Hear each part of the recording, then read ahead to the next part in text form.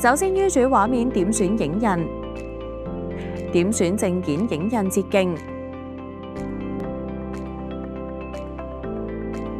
開啟證件影印功能，然後準備一張卡片或者係證件。打開送稿器，注意放置原稿位置於210毫米乘210毫米範圍內。放入原稿正面之後，關上送稿器。按下啟動鍵之後，開始掃描第一面。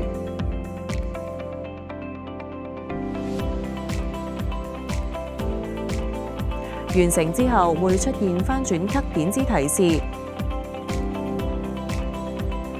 再次打開送稿器，然後反轉背面放入原稿。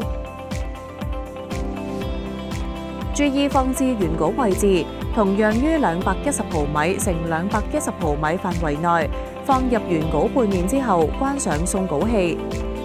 最後按下啟動鍵掃描背面，等待列印結果。